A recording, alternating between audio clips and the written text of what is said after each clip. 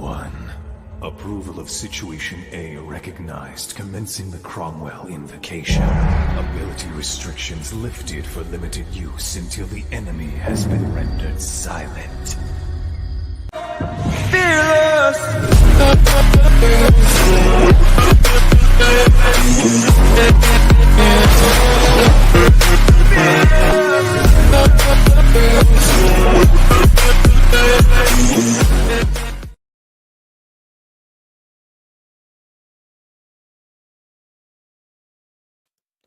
Welcome, one and all, to Weekday Anime, where today we're continuing our discussion about harems, but change it up a little bit. Instead of going through a list curated by some jack-off on the internet, we're going to have someone that knows what they're talking about with harem, because he has gone through and watched so many of them. You know him, you love him. It's Blaine's Escape Corner. How are you doing today? I'm doing great. I was waiting for you to say some other jack off on the internet, because that's how it feels sometimes. Yes, no, I am a connoisseur of the harem Yes. genre, so I have been just sitting back enjoying this month as you bring on guest after guest talking about Love, Hina, Tenchi Muyo, you know, the classics. Just waiting, because I knew this day would come. Yes, and the day is finally here. We're going to go through... Now, I know that you sent me a list, and you told me how many you have seen from your Anilist.co. Just for the record, how many harem series have you watched and or completed? So we set it up, and I started from this year and just went back to the 50s and just kept adding stuff. And even then, I found out that I've missed some things on that list. Like I forgot Shuffle and some other famous ones. As of right now, that's a list of 85 harem shows that I've confirmed to have seen. Now, that's where we're going to get into this list, because the list I sent you, I specified true harem, because some problem that I have is on a site like AniList, the genres are voted on by the people, and the people are you-know-what. Yeah. So there's a lot of things on this list that are love triangles. And they're like, oh, it's a harem. It's like, love triangle, not a harem for me. We will have some caveats, of course, because every rule has its time when the rule doesn't apply, whatever you call that. I'm not eloquent. Yeah.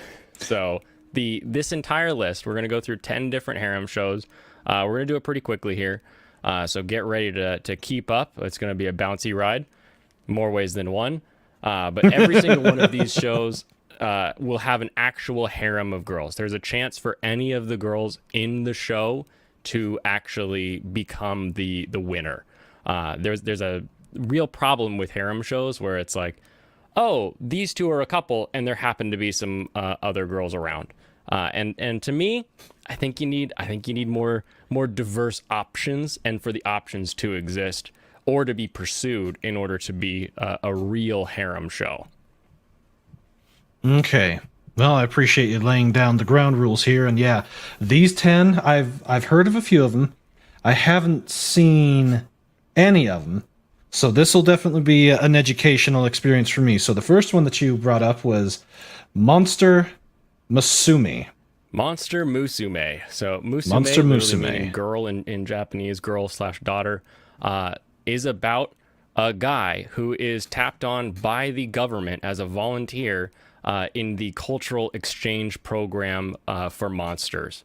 And what that means, because it's anime, is that it starts out with him and the lamia. I hate that term because in English it sounds lame, but the snake girl is essentially his first roommate, and they have to learn to coexist. Now, she is horny all the time, and it's highly illegal to have interspecies relations. So part of the joke is that she wants to all the time, and he's always trying to get out of it because he doesn't want to get in trouble with the feds breaking down his door to get in there. And then in classic fashion, we add a centaur girl, we add a harpy girl, there's a goo girl, there's a spider girl. Like, you add all these different monster girls. Now, the manga, I have heard, is much better than the show, and the show's pretty good, but it is It shows that love goes beyond. Just looking at it here, yeah, there's the centaur with the tiggle bitties. Airbags. You move as fast as a horse. You need some cushion. Yeah, I can see that. So, oh, this one sounds so different, vastly different than anything I ever would have thought of. If you had to give it a rating, what would you give it? I put this one in a 7 out of 10. Mm-hmm. But as a harem show, it really jumps up to an 8 or a 9. Again, because any of the monster girls could end up with the guy, even though they're not supposed to. And Mia, the Lamia, she is sort of the main character, but she's not this like, oh, we're shoehorning down this path love interest necessarily. So as a harem show, it jumps up to an 8.5 for me. But as an anime, and if you're not into monster girls, you're gonna stick it probably lower than even I did. So this is a fantastic show, a good introduction to different types of monster girls. If you're not familiar with Homer's Odyssey, this might be a good one to watch. All right. Well, there's the first one. And just looking at it, I hadn't looked at any of these beforehand or done any research on them, so they surprised me quite a bit. So I think I need just a tiny little palate cleanser. Okay. We're gonna have just a treat. She's getting away. She's running. I get it, I'm lining up the... Going to miss it. Going to miss it. Just be quiet and let me... Hey, police girl. Hey, police girl. There! I took the fucking shot! She's dead! There's blood everywhere! Oh, you are just a treat. Oh, yes. Now, the next show that you have on your list is called Maken Key. I think I pronounced that correctly. Mocking Key. Yeah. Mocking Key. Easy All right, easy to misundo in English. We have long sounds and soft sounds. Yes, that we do. What can you tell me about this show? So the best part of this show right off the bat is that it introduces us to one of the best tropes in all harem genre shows. And that's the all-girls school is now accepting male candidates. And so you have main character and I want to say it's 2 friends that end up actually making it into the school. And so it's 3 dudes in an entire high school full of jumbly ladies. And the main premise cycles around Maken, which are sort of these mythical weapons that they use and they fight. And it's one of those where the school is like, oh, we're going to settle this with a duel. And they have a duel using their Maken and everything. But really, it's just hilarious to watch school scene after school scene after school scene that this guy just keeps falling into. Every single trope is represented in this show. And you have that same deal where any one of these girls could win. The only difference between one girl and the rest is that she was his childhood friend. And even that doesn't really put her on top. There are a couple girls who are quite a bit better in the realm of being even like a normal relationship with the guy compared to the childhood friend, which I like. I hate when a show is like, oh, you're the childhood friend, you must be the winner. It's like, no, let's see who wins. Let's see who gets into this one. And arguably, nobody wins in the show, but we win in the audience. And looking at it, it definitely it seems to push certain limits. That is for sure. So you know how Conan Sig came out with the 1-to-1. So they had 1 kilogram of car to 1 horsepower on the engine, and everybody's like, whoa, that's cool. This show has 1-to-1 with panty shots to scenes. Every scene, every cut, you're gonna see someone's panties. It's just the rule. That's how this show functions. Oh, so for all the Minettas out there, this show is for you. If you had to give this one a rating, what would you rate it as? This one gets an 8 easily. Just as a show, this one gets an 8. It has the fun shonen tropes of here are weapons, and then here's a special weapon, and then, oh, this guy's got the power to do this with the weapons. It falls into so many of those fun, easy shonen tropes that you're like, yeah, and you're having fun and you're enjoying the show overall. And you get the jumblies and the panty shots as we go. So it's like, all right, cool. It's like you've got a really good cake and it's got a nice frosting on it, you know? It's not like some fan service where it's like your cake is this little tiny Nilla wafer at the bottom of like a cup of fan service frosting. It actually has some meat to the story. So this one sits comfortably at an 8 for me. Excellent. All right. Let's move on to the next one on the list, which is called Domestic Girlfriend. Now, what can you tell me about this one? So this one took the world by storm because what we've seen previously, no sexual relations with animals, no real payoff in any of the relationships in Mach and Key. This one starts out with our main boy having sex with Rui, the blue-haired girl. He loves her, and he's like, wow, this is awesome. And then his dad marries her mom. And then he finds out that now that him and the girl that he just slept with are step siblings, her older sister is the brown-haired girl who's the hot teacher in class. So now he is living with hot teacher and the girl he just banged, and we have to figure out what's going on there. And you're like, oh, but Blaine, I thought you said that love triangles aren't harems.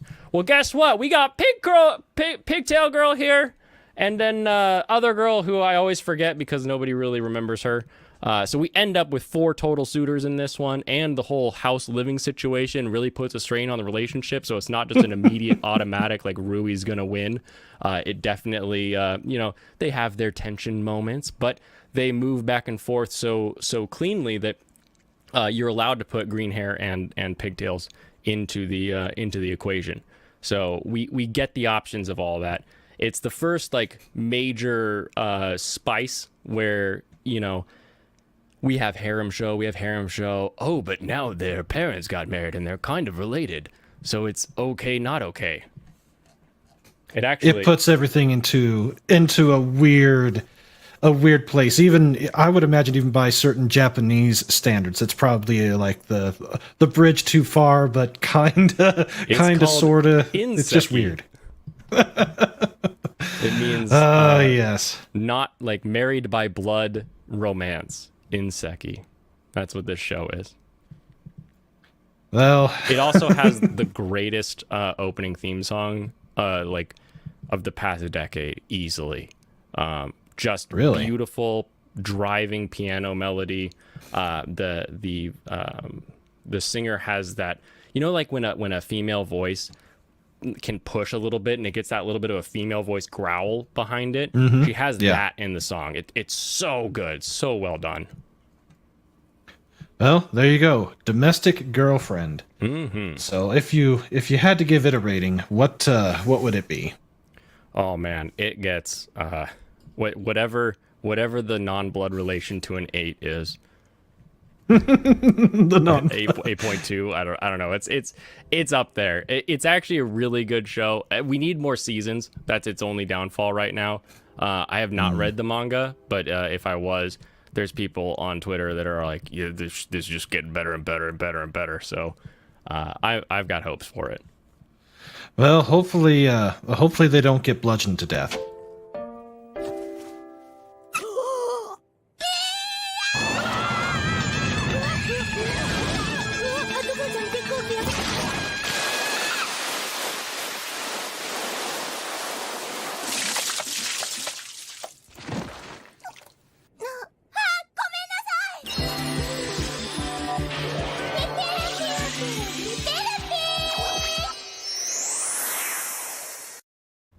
I just couldn't help myself. I love that she bothers to put the towel on before she fixes him, so at least we know that she's consistent. Yes, that's very true. So, next, we have a show called Girlfriend, Girlfriend. What can you tell me about it?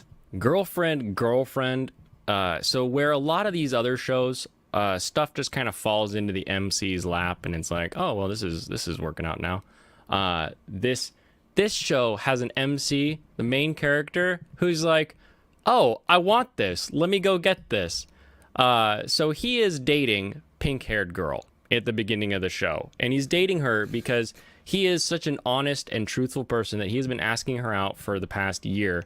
And she finally said yes, and now they're dating. And then in the first episode, we have their established relationship. And then, is it blue hair or purple hair? I'm colorblind, so I always have trouble with that. But the blue-eyed girl comes up to Naoya and makes him a lunch. And it's delicious because she's an amazing cook and she's been practicing cooking for him this whole time. And she's like, I know you have a girlfriend, but I just wanted you to know that I really like you. And after talking for a little bit, he's like, I'm going to make you my girlfriend. And she's like, what? You have a girlfriend? And he's like, yeah, I'm going to ask her. And then I'm going to have you both be my girlfriend. And he does. And she says yes, because she also really likes... oh, what the heck? Sasaki is the main girl, and Nagisa is the blue-eyed girl. This girl right here. So this blue-eyed girl is so sweet and so earnest that Saki's like, okay, yeah, I like her too. I want to be friends with her, and so they begin their three-way relationship. But at school, it's only with the red-haired girl. That was weird. That was Rent-A-Girlfriend that popped in there. We're getting some non these aren't related. Get out of here. Gotta love the search engine when it brings up the wrong thing. I'll just leave it there. Exactly. Yeah, this will help. So then we introduce Rika, the blonde-haired chick, who is she's the booby YouTuber. She is the Amaranth. She is making money online with her. It's not Billy, but whatever the show's version of Japanese YouTube is, she is making money that way by doing like push-ups with a tank top and that kind of stuff. And this happens, that happens, this happens. She's like, I'm gonna make Naoya my boyfriend. And so now she's this weird third-party interloper that's trying to increase the amount of women in his life. And then at the end of the existing season, we introduce the white-haired gal who she's been best friends with Saki this whole time, his actual girlfriend, and she starts becoming suspicious and starting getting into this like, well, you seem to be hanging out with these other people a lot. What's going on? And it's sort of implied every time they interact that she will become an option moving into what I hope will be season 2. But Kanojo Mo Kanojo, girlfriend, is fantastic because we have Chad Protag who's like, well, I like you both. You'll both be my girlfriend. And then they just are because he's so honest and earnest about it. Well, I guess honesty does pay off at times. So if you were to give this one a rating, what would you give it? Oh, this one jumps it up into a 9. This is a fantastic show. I cannot, like, I'm waiting for the next season of this one. This was a no-brainer. Now, here's the big question, because I know that a few of our friends out there ask, does the main character get his ass beaten by the girls? No. Well, that's good. So of what we've seen, the Monster Musume main character gets hurt inadvertently. No one's actually like trying to hurt him, but like when you fall asleep next to a snake girl, sometimes she constricts on you.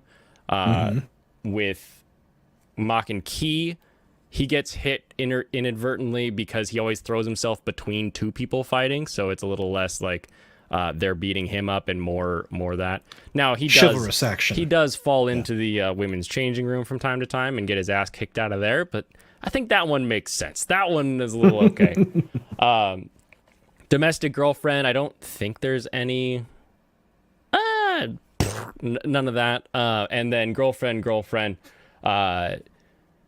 nothing direct. He will get like shoved out of a room if he like falls in, because even though he's in this weird three-way relationship and they all end up living in the same house together, it's still not he's still not allowed to see them naked. So occasionally he will, and he'll get kicked out of a room, but it won't really go beyond that. Okay. Excuse me. All right. So next on the list is one that I have covered previously, but it has to be mentioned because it's pretty much everywhere on everybody else's list. And that, of course, is High School DxD. What can you tell me about this show? When your main character proclaims himself the Harem King, you have to include this on your list. It starts out with our boy falling in love, and spoilers be they might. The girl he loves is actually a demon, and so she's like a fallen angel. They're technically different in this world, but we won't get too deep into that. She kills him. And then our red-haired Rias right here, she brings him back to life. And so because she is a demon queen who brings him back to life, he is now one of her pawns. And so there's a lot of chess imagery with the crew here. And then so she also has Akano, she has Konako, Zenobia, the blue-haired, the best one, eventually joins the group. And then we also have Asia, the little blonde one, who eventually all create this team, and their team is basically fighting against angels, because there's this real weird, it's demons versus angels versus fallen angels, and there's factions, and it gets very sort of Game of Thrones, Gundam, political thriller, who's on this team, who's on that team kind of a thing. And so he ends up with the power of the boost, the Great Dragon Gauntlet, and so he can increase things' power. And then there's the counter dragon that will remove things' power. And so it's about him learning to harness this power at the same time that he's also kind of learning what his place is as the pawn in this group, with the end goal to eventually be the Harem King. Oh, this one almost sounds like it would make my head hurt trying to keep track of all of it. This one is a bowl of frosting when you look at it, right? Everybody will tell you this, and they're like, well, the fan service was really good, and it's why I kind of started it. It was really ecchi, but as soon as I watched it, like, a really intriguing story. Like, it's a bowl of frosting when you look at it, but as soon as you get into that story, suddenly there's this beautiful cake on the inside of that frosting that you never thought. It looks like a cheap grocery store sheet cake, but as soon as you get in there, it's a Michelin starred crepe cake, and you're like, whoa, there's so many layers to this. I need to keep eating. And then you get to season 4 and they change studios, and you're like, well, it's a different animation style, but I still need to know what's going on, because it's very fun. Plus, any time that you bring in demons and angels, and you're actually using like the Jewish tradition, like Azazel and some of these other angel names and demon names, it's like, oh, this is kind of intriguing to see what another country thinks about this completely other side of the world religion. So it's got some more fun than just the booba, but it's definitely there for the grab and dragon to reach out for them opie. So definitely one should be on anyone's list if you haven't seen it yet. All right. Well, what would you give this particular show then? This show is it was a 10 out of 10, but I really don't like the new art style. It's that jarring to me for the 4th season that it drops to a 9.5. Okay. That's just how I am. When something looks that different, it kind of throws me off. But the whole show, the story, everything is so good, so fun. It's the only character on this list that I have cosplayed. I have an Issei Hyodo cosplay with the full gauntlet and everything. So I am a huge fan. Most excellent. I think it's time that we take another little break. This one, you brought me a present. And the sun! Serve the Lord with fear and rejoice with trembling. You got me a present? Kiss the sun lest he be angry, and ye perish from the way when his wrath is kindled but a little.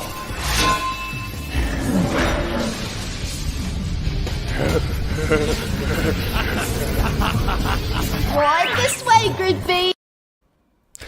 Oh, and Cirrus comes in as the buzzkill. That could have been amazing. Could have exploded. Oh yes, absolutely. So, next on the list is one that I think that I have touched on. I've seen the first episode of this, and it's way different than I would have expected. It is the Ouran High School Host Club. What We can are you tell me taking- about it? We are taking a 180 here. We have been looking, and I've even been speaking, as though harems were only made of women. However, in anime, as with life, there are two sides to every coin. And we have the reverse harem. And Ouran High School Host Club is the show that showed people that a reverse harem could exist. It had an amazing dub that everybody fell in love with, and a main character that I'm not like every other girl fell in love with. Like my generation, everybody loved this show if you were a woman or a girl. I forget how old I was when I saw this. Anyway, you were female. You loved this show to the point where at SakuraCon this last year, there was an entire group cosplaying the entire host club, and there was just a constant line of like 25 to 40-year-old female weebs waiting to take their picture with the host group. It is just classic. It shows you that you can build a group of people with a weird dynamic. Each one kind of falls into a different trope. And you can play with it from both sides. So this one has to go on the list because it sort of set that standard for it to be a genre, at least in the West. There may be other female reverse harems in Japan that came out as anime, but none that were as prominent as Ouran High School Host Club.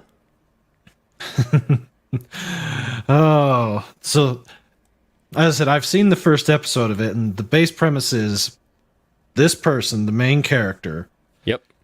she Main gets girl. into the school, Yep. basically fumbles her way into joining the host club because she wrecked a very expensive piece of pottery, and so she's Exactly. got to work it off. And they all think that she's a he because she's very tomboyish. Let's put it that way. Well, at the end of the episode, it gets revealed that he is a she, and they're like, "This makes it even better." Yep. Yeah, she fills out a part of the host club they didn't think needed to be there. She's also very poor and going to a very rich person's school. So, like you said, she breaks a thing and everyone else is like, "Oh, that's okay. You could just replace it." And she's like, "That's 10 years of salary in my house." So it's really, really fun. It plays with the social dynamics. It plays with class dynamics. It plays with gender. Because she's one of the most like Tamaki's the main host at the club. Like everybody wants to sit with him, but when she joins, she starts to take some of his thunder because suddenly girls are like, "Oh, a manly girl. This is different. This is unique. This is interesting. Let me have tea with them instead." And it becomes this whole new thing. So very, very fun show. Really, really set the standard for the next two on our list. All right, so if you had to give this one a rating, what would you give it? I have to give this one a 10, otherwise I will be murdered. You will read about me in the paper if I don't give this one a 10. It it's does like, deserve it. It is very good. On my personal list, there's other things I'd watch before this, but this is a fantastic, fantastic show.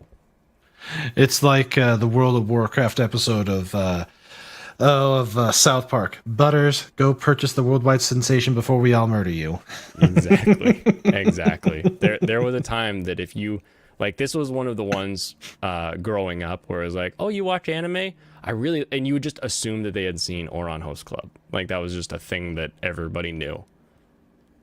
That's definitely not from my generation, but I must say it is different, and I did enjoy the first episode. It was different.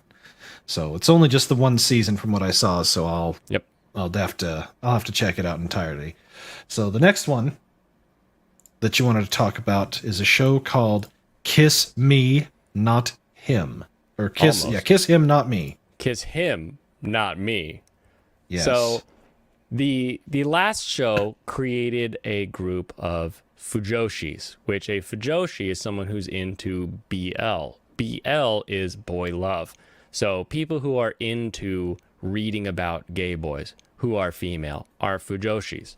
And so it sort of bred this entire generation of women who are like, "Oh, and it happens in anime." And so we enter this show, and in this show, most of the pictures you're going to find here are of this Pretty little, short, normal high school girl. But in episode 1, she's a chonker. She's a butter hippo. And she is, she plays a game that is, she only plays these games that are a bunch of guys who fall in love with each other, sort of games. And one of them ends poorly. And she goes into a sort of a depression coma. Doesn't eat, doesn't, like, barely sleeps, all this stuff. Wakes up at the end of this, so I think it's like a week or something.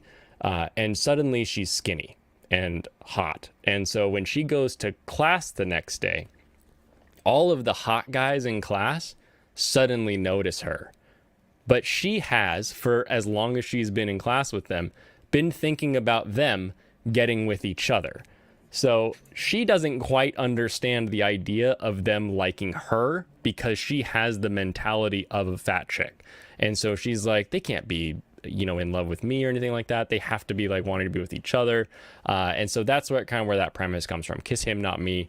Her taste is more that they would get together and she can watch, as opposed to them falling in love with her. But they all think she's great and want to get to know her better. And then we get to play with the whole idea of beauty, where, she gets fat again. And then she's like, well, they won't like me now because I'm fat. But they've gotten to know her. They know her personality and it's okay. And then she gets pretty again, because that's how it works. We also throw in another tomboy, this time as a suitor. The short bluish hair, greenish haired girl, who is very, very masculine in this. So again, we play with like what makes somebody fall in love, what makes someone stay in love, what if the person who you're going for really doesn't care about you and just has this other weird fetish in mind. It's very fun, very exciting. I think that Ouran Host Club really paved the way for shows like this to come out and be like, or manga to be written specifically. They could play with these sort of tropes and really, really bring weird and different aspects to it. But again, we've got a full harem of dudes who all could at any time be the victor. It's one of those, it's like a boy band. Like, I like the solemn one. Oh, I like the loud one. I like the tiny one. So every genre is covered here, but definitely a fun show. Way better than I expected it to be. Okay, so if you had to give it a rating, what would you give it? This one's at a 9. This one's a very, very good show. Okay. Well, it's one that I've never heard of and typically not up my alley as far as what I tend to watch. No, but you know what? That's okay. It's not one you'd normally think about, and that's why I think it needs to be on a list like this, because it is it's so good as a harem, as a one person with multiple mate options. And it's also a really good, interesting story that brings a lot of questions about, like, what is love? How do we love? Why do we love? So I was impressed with it. All right. So the next one, it's one of the newer animes. It has the way long name. I kind of like the name. It's called My Next Life as a Villainess. All routes lead to doom. That is true. It's great. So this is, like you said, it's a newer show. We've got the title where the whole title's a description, so the SEO works out for the author. And this one is the first isekai on our list, I think. So we have a girl who plays these their otome games, or you're a girl who goes to a school and there's a bunch of like nice princes, and then through your actions in the game you win one of the princes. And when she wakes up in this other world, she's just born in the other world. She doesn't really remember anything. Then she gets hit in the head, and when she gets hit in the head, she suddenly remembers her old life and suddenly realizes that she's in the game and she's the bad girl. She's the girl who at the end is either going to die or get exiled, or if she does win, then other people have to die. So she has to learn to deal with this idea of, how do I act? Is this really the game? What things do I have to do in order to not lead to one of these things where either I die or someone else dies? So she sort of resigns herself to, I'm going to get expelled? Is that what it's called when you have to get kicked out of a kingdom? Yeah, expelled. Yeah. Whatever Or that Or There's another hanged, one of the two. Exiled. That's what it is. Exiled, yes. Yeah, she's gonna get exiled. So she's like, I'm gonna get exiled. So she learns to like garden and stuff. And as we move through the story so far, we have 2 seasons of this right now. It's all about her encountering things and events from the game, and then trying to figure out what she needs to do from her side of things in order to make sure that she's not leading towards one of the main girl or the main girl from the game having to die, or herself having to die.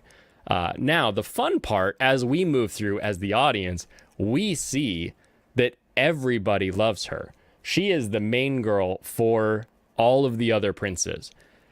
And she's the main love interest of all of their princesses. So everybody loves her. Everybody. And it's just fun and fantastic. It's one of the few shows that has a huge time skip that you can really easily follow along with, because they really do color coordinate everybody. It's like, this is their uniform and this is their hair. This is their uniform, this is their hair. And so when they all age up, it's very easy to follow along, which I like, because colors aren't my thing. And so sometimes it's like, oh, they're the blue one and now they're the purple one. I'm like, oh, who are they? I don't know who they are. But this show, it does really well at following along with that. And like I said, everybody is in love with her and wants to be in love with her, but she wants to just be exiled at some point. So she's still sort of on this path of like, at some point I'm going to get kicked out of the kingdom. So she's not really going for love in any way, even though you have everyone around her wanting to be her suitor. And it's just funny to see someone who's so apathetic to anything love, really, that is the target of everyone's affection. Definitely very different in its premise and everything else. So what would you give this one? With this one, I'm gonna have to stick this one down at a 7.5.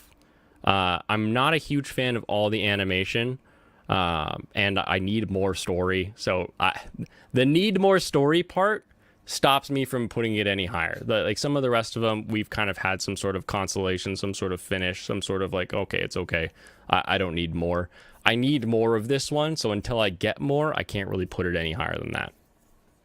Okay, well, we're going to take one more break before we get to the last two, and I know people are going to clamor for it, so we're going to go to the stairs. Release restraint level 1. Level what?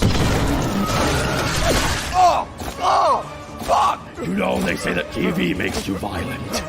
But I say not having my TV is making me pretty fucking violent. I'm near the stairs. Gotta get to the stairs. If I could just get up the stairs, fuck. Oh, chat loves the stairs. Oh, yes, the chat does love the stairs. Now, these last two, I've heard of this one.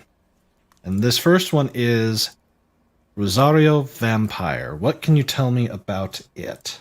Well, I can tell you this is the next isekai on our list, where we have our main boy, Skune Aono, whose name, Skune, actually means chicken meatball, which I find funny every time I watch this. Yeah, like a bland meatball. That's literally his name. He gets on a bus to go to school, and somehow is on the wrong bus, and it goes through a tunnel, and then boom, he's in a monster world going to Yokai Academy. And yes, yokai is in the Japanese word for demon. And this entire school is made up of monsters. So if you've seen something called Iruma-kun, it's very, very similar, where you have a human who's like, I can't let anybody know I'm a human. And they're in a school of all kinds of different monsters trying to figure out how to survive and not get eaten by vampires, succubus, witches, and Yuki-onna ice queens. Very, very fun show just in that premise alone.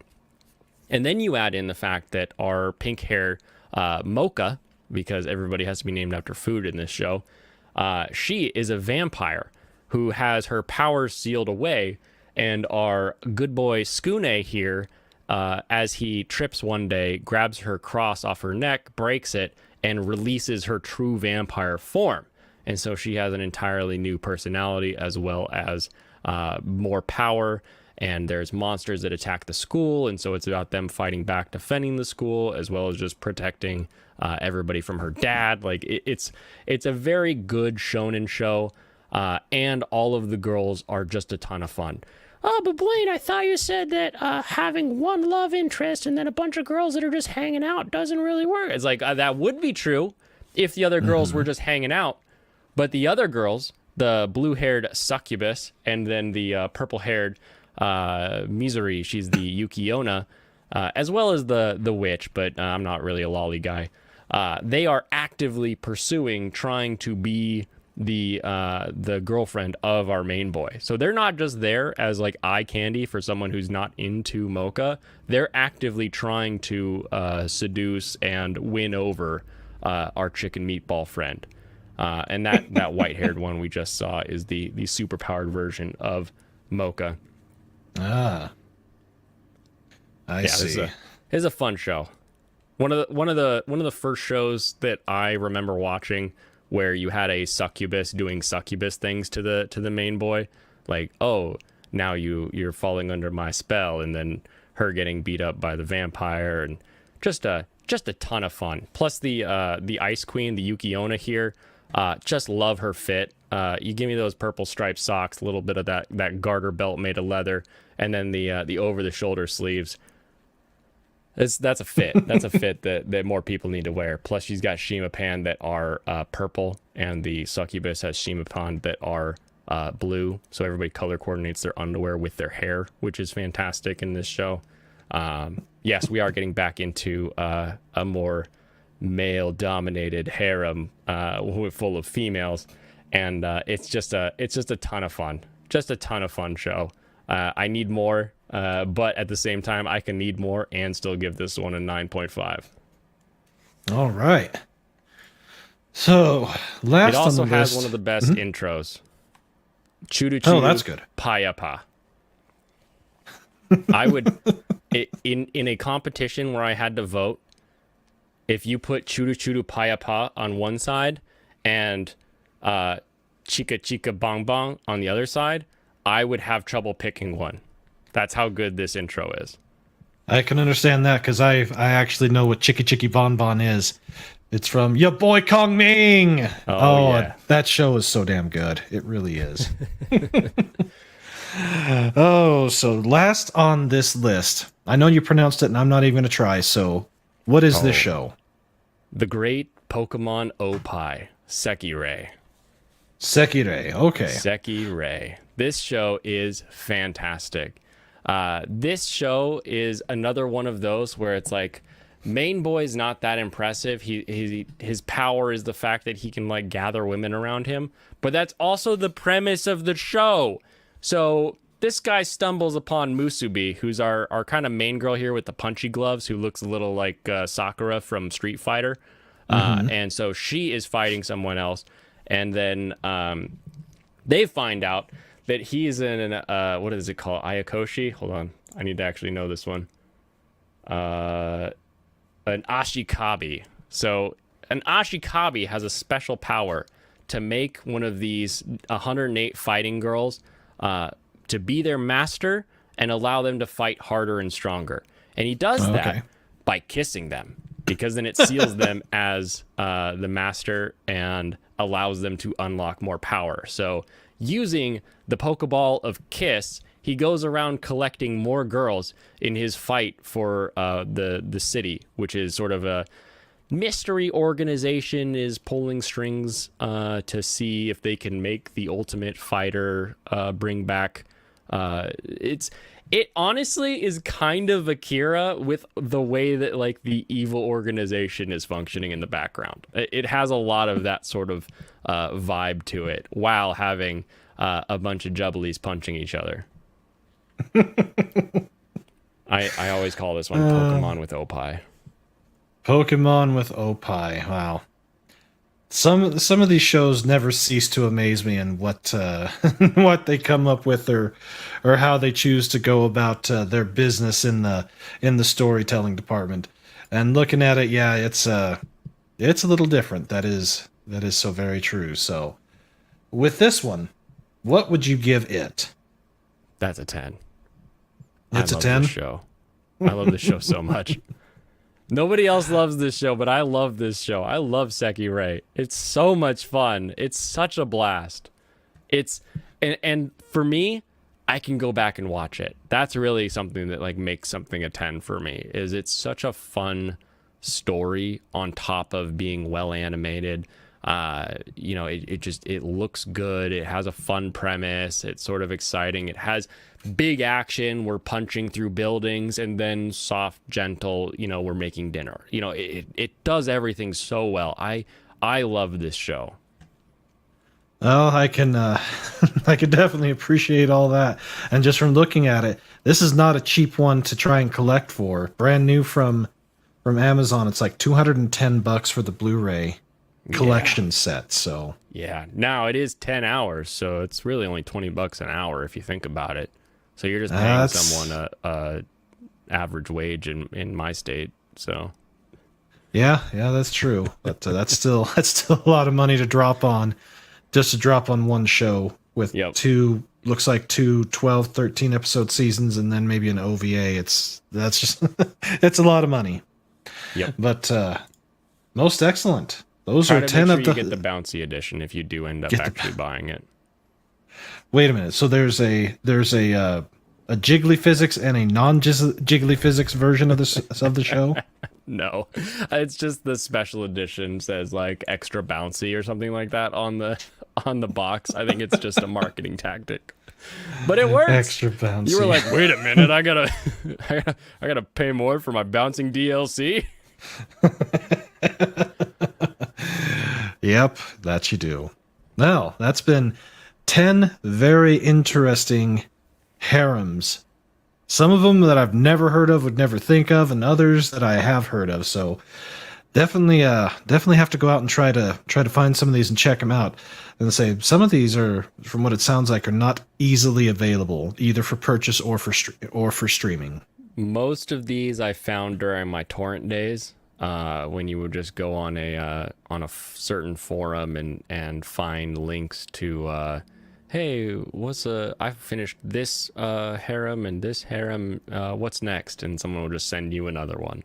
And you just keep on torrenting until you figured it all out. But that's a little harder to do nowadays. But as far as sailing the seas, I haven't done that to see if any of these are still out there in quite a while. But there's a few of them. I think Funimation still has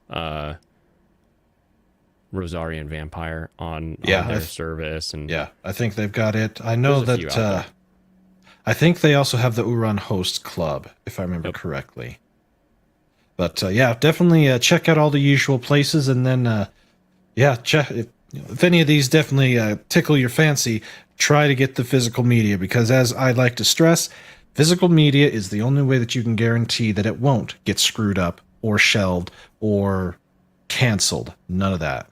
So. And the people that made this a long time ago and are majority not making money in the anime industry anymore. So I feel a little less bad about just finding a version and downloading a car, if you know what I mean. Yeah, I understand. Or buy used. If you can't support Funimation, buy used. So if you can find it.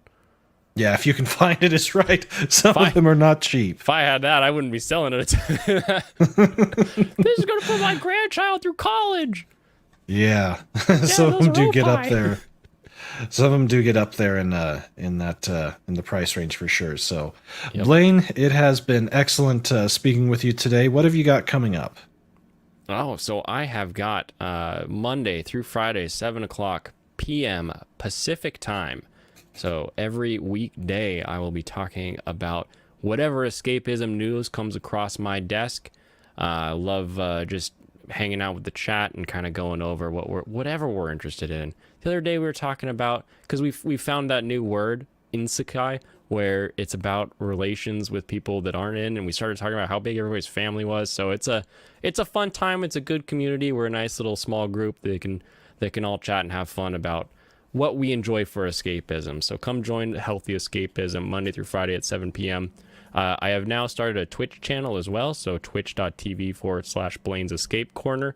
And I am currently doing Minecraft Mondays. So we have a server, and we are building a Japanese fishing village, a mountain onsen resort, and whatever else we fancy in a Minecraft world. So if you're into video games and you want to just listen to the dulcet tones of my voice while you fall asleep, join us for Minecraft Monday. Well, there you go. Definitely be sure to subscribe to his YouTube channel. Be sure to follow Blaine on Twitter, and be sure to subscribe to his Twitch channel. As far as for me, since this is going up on Thursday, I do plan on having a live stream Friday. On Saturday, of course, is Anime 101, and I believe our guest is locked in. He wasn't able to make it last week, but I believe that we've got him locked in for this week. It's Diego from Midnight's Edge in Espanol.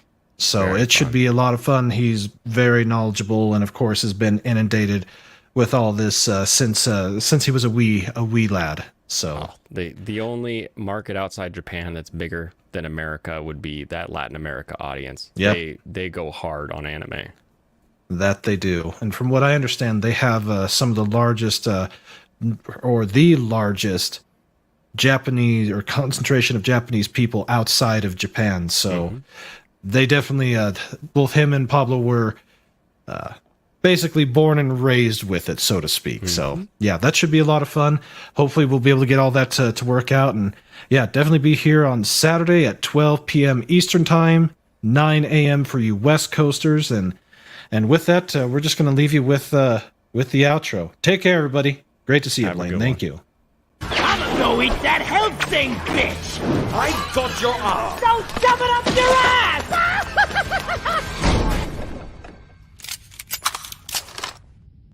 Well, that's not fair at all. I'm sorry. We don't give a fuck.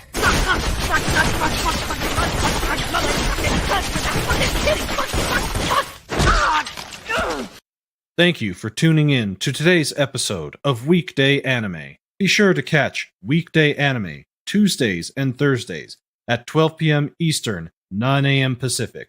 Be sure to click that like button and share this episode with others. If you enjoy what I do, please consider becoming a member and enjoy member benefits.